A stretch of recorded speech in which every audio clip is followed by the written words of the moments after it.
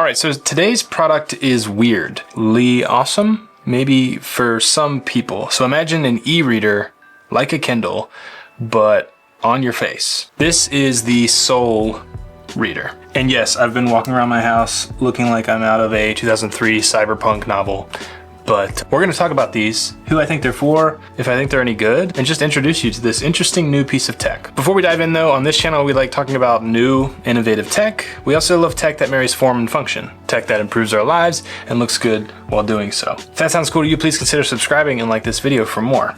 Also, if any time during this video, if you'd like to pick up your very own pair of Soul Readers, there will be a link in the description to grab yours. Right, so as you can see here, these are lightweight, what look like, you know, something like XR, VR, AR glasses, but with a very unique design where inside this housing here are basically e-ink screens. So you're not staring at a phone screen, but you're also not looking into something like Xreal or Ray Neo, who add screens within their glasses.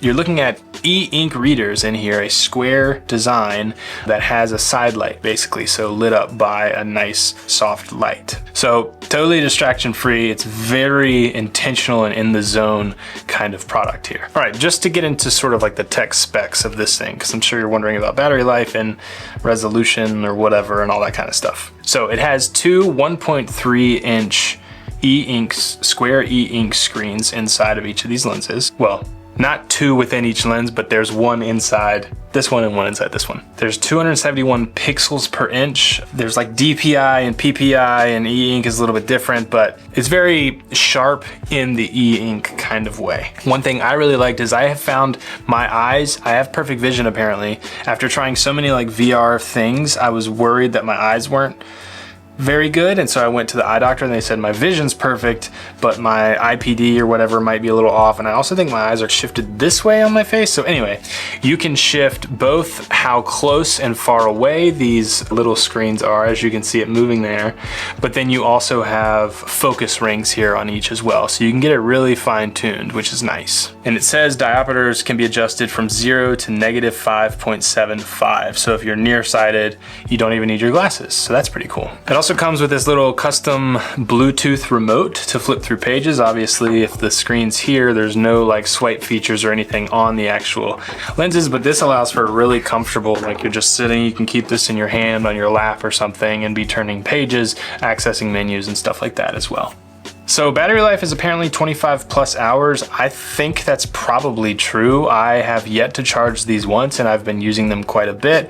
That's, depending on your use case, that's over 2 weeks there. A lot of what's here is very comparable to something like a Kindle, just in a different sort of format. All right, so let's talk about comfort and fit, right? If you're gonna be wearing something like this on your face, you want it to be comfortable. It's not heavy, but it's also not paper light. It's about 100 grams. So take that as you may. I have found them to be pretty comfortable. It's one of those things where, of course, like any glasses, you put them on and at first you notice them, but as you dive into a book and you're just reading text over time, you don't notice it.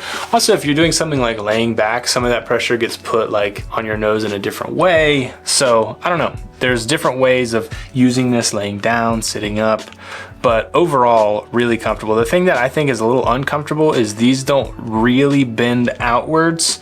I'm forcing that bend, it's not allowing me to. And these kind of dig in a little bit, but again, it's one of those things where over time you forget that it's happening. I don't know that I would wear these for like 4 straight hours or something. I'm sure you'd get fatigued a little bit in that way, but in fact, me just pulling them like that, which you probably shouldn't do, but that actually made it more comfortable. So you can bend them a little bit. I wouldn't bend them too hard, and that kind of leads me to something that I don't love about these. Being sort of like a first edition, a first product, it's all plastic and it's kind of a cheaper plastic. I don't even know if it's cheaper, it's just maybe thinner, not as robust as some plastics you find on other devices, but maybe that also helps cut down on weight.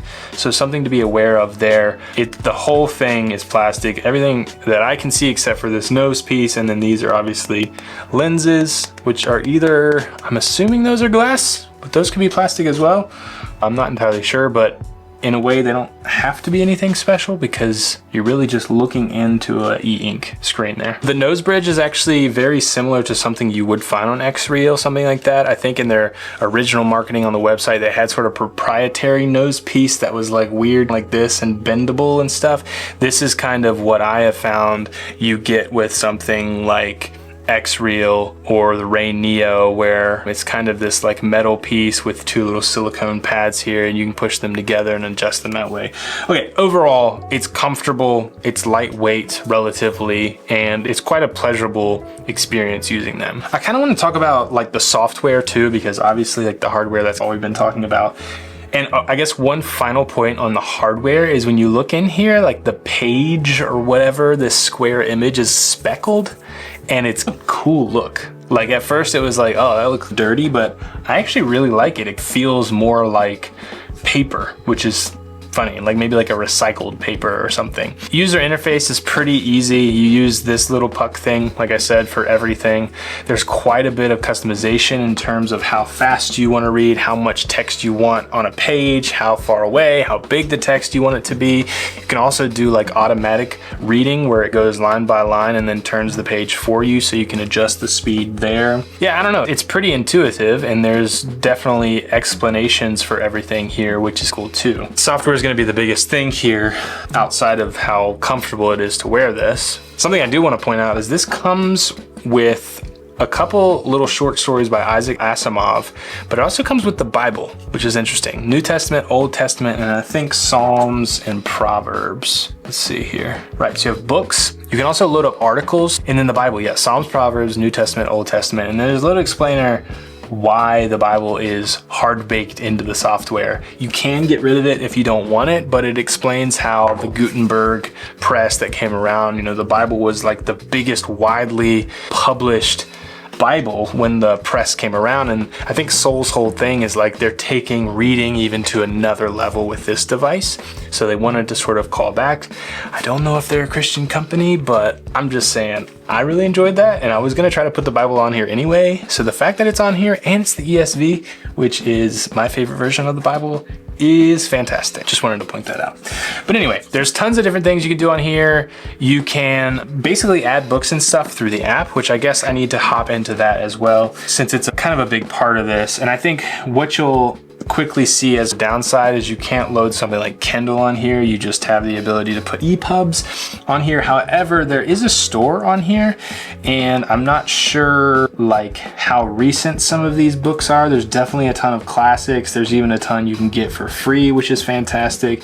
There's your library. You can add those articles or newsletters as well, which is fantastic. And then it'll actually give you this sort of daily summary of all of your articles that you're subscribed to as well, which is cool, with like the headlines, which is nice. Definitely see this being a device that like you wake up in the morning and you pop them on and you sit in a nice lounge chair for a few minutes. You read the headlines of your articles. You dive in maybe to the Bible and read a little bit out of the Word, and then maybe read some fiction or something before you get your day started. Again, since they're e-ink, it's not like you're gluing a screen to your face. It's literally like paper, and the lighting in here is really soft and warm. It's like a yellowish light. I don't think you can change the color of that light or the tone of that light, but I think it looks fantastic. It's nice and warm and welcoming, but it's just it's an interesting experience.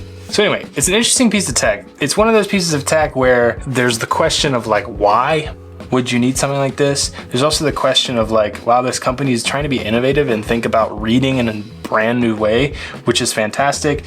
It's also like, it's not annoying to use or anything. So it's not like, why would you create this? And also it's cumbersome and annoying to use. It's actually a breeze to use. It's really comfortable. The battery life lasts a long time. It's really easy to pick up and throw on and hop right back into a book. And I've also, special thanks to Ben at the Soul Company who sent this out for a review. He has talked about some AI features coming to it. Of course, everything's got AI. He even said that, which is funny. But things like, hey, tell me how these characters know each other in like a long book with a ton of characters, or tell me about the historical contextual relevance of this book that I'm reading right now, and AI will be able to do those things for you. Or maybe like, hey, summarize the past few chapters I've read. I can't really remember what happened. Can you do that for me? So there's new features coming to this that are a little bit different than Kindle and might make this something even more interesting than the old ways of just reading with a device in your hands, but having, I don't know, words in front of your eyes in a different way, in a distraction-free way, in an intentional way. So who's this for, right? I think the minimalist who's trying to use their phone less or just trying to get rid of a bunch of stuff. You can even get rid of physical books and use this potentially. It's a different experience, but there's an idea there. Book nerds who just read a ton and might want to vary how they're consuming text. This could be one of the tools that you have in your arsenal. And it's not trying to be like a Kindle replacement. It's like a whole different experience. Just some other use cases, I think, like on a plane or traveling or in your bed next to your husband or wife, right? Like you don't have a bright light or anything like that. You can just read right there and not disturb the person next to you.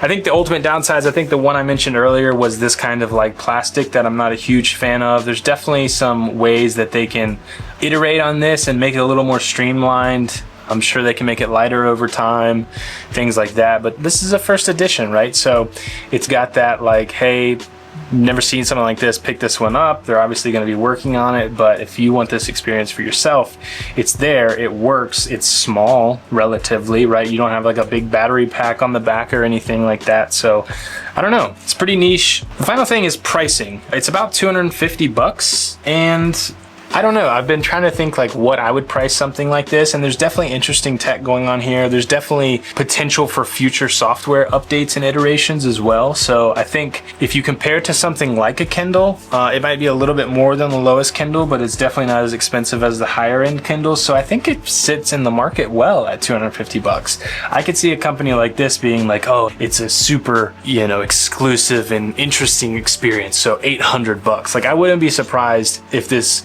not this company, but if another company doing something like this that's innovative charges $750, $800 for something like this just because it's new and no one's ever seen something like it. So I actually appreciate the price point of 250 bucks. I think that's fair. All right, so my final thoughts. Is it niche? Yes. Is it interesting? Absolutely. It feels like you're reading in a bubble, which I kind of love. It's like this zoned off, just focusing on the words, and that's special, I think, especially to a lot of people who love reading. So thanks again so much to Soul Reader for sending this out for us to review. Again, if you'd like to learn more or pick yours up, there will be a link down in the description below. But that's gonna do it for this video. Thanks so much for watching. If you enjoyed, please consider subscribing, like this video for more. Watch this video next. I think you're gonna love it. And I'll see you all in the next one.